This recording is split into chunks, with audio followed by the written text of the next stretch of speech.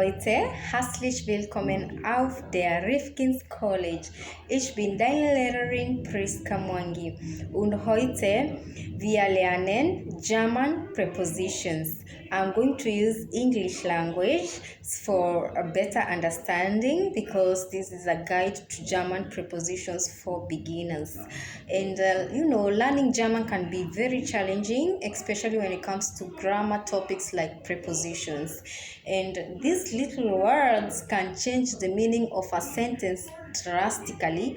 And in my experience as a German teacher, after the declension and the word order, it's one of the main topics beginners are struggling with: prepositions. So in this video we will dive deep into the world of prepositions, learning their types, their usage, and tips of mastering them. So lass uns beginnen, so let's begin. Yeah, types of prepositions. German prepositions can be categorized into three main types. And the first type, I use the Latin words like locale prepositionen, locative prepositions. We also have another one that is temporale prepositionen. Temporale prepositionen, that is temporal prepositions. And the third one is causale prepositionen. Causale prepositionen, that is causal. Also, genau. The basic meaning shouldn't be too hard to infer from their names. Temporal or temporal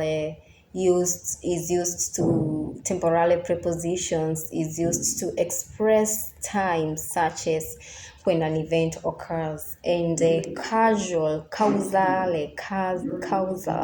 and causal prepositions indicate the cause or the reason for an action, while locative prepositions helps describe the location or the position of an object or a person. So let's look at examples of each of these type of prepositions to better understand their usage. We'll start with the easiest one, of course, that is locative prepositions.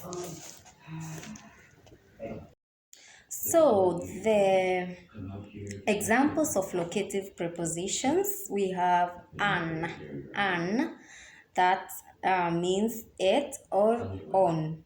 An example in a sentence using an in Dutch: Das Bild hängt an der Wand.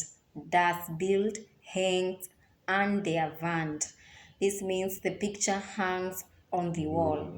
On, an der Wand. Another locative preposition is auf. This means on or atop. On or atop. An example in a sentence, let's do der Schlüssel liegt auf dem Tisch. Der Schlüssel liegt auf dem Tisch. The key is on the table. The key is on the table. Tisch is table. Okay, now, hinter is another example of locative preposition. Hinter means behind.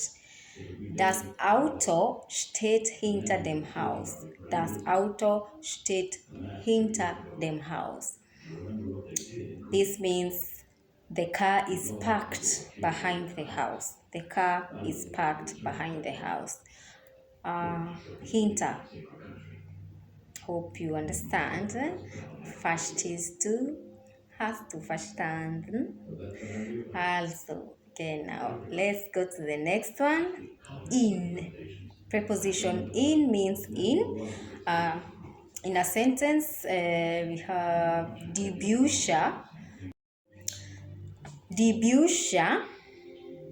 Bücher sind in der Schublade. Die Bücher sind in der Schublade. Das bedeutet, the books are in the drawer. The books are in the drawer. Another example of a locative preposition is neben. Neben preposition neben means next to, next to. Er sitzt neben seinem Freund.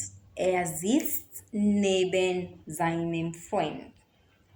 He is sitting next to his friend. He is sitting next to his friend. Neben. Another preposition of locative is über, above. Über means above or over. Die Lampe hängt über dem Tisch. Die Lampe hängt über dem Tisch. Das bedeutet, the lamp hangs above the table. The lamp hangs above the table. Another preposition is unter, under. Der Hund liegt unter dem Bett. Der Hund liegt unter dem Bett means the dog is lying under the bed. Der Hund liegt unter dem Bett. Another example of locative preposition is vor. Vor means in front of. In front of. Die Kinder spielen vor dem Haus. Die Kinder spielen vor dem Haus. The children are playing in front of the house. The children are playing in front of the house. Vor. Zwischen. Zwischen means between. Zwischen, between, is another preposition, and we have a sentence in Deutsch. Das Geschäft liegt zwischen zwei Straßen. Das Geschäft liegt zwischen zwei Straßen. The store is located between two streets. Das Geschäft liegt zwischen zwei Straßen. So that's all about the locative prepositions. And before we go to the other examples, I would like us to have a quick exercise. Check out the exercise at the end of this video, and next time we shall continue with prepositions that deal with time. Until next time, zum nächsten Mal. Auf Wiedersehen. Bye bye. Pass auf dich auf.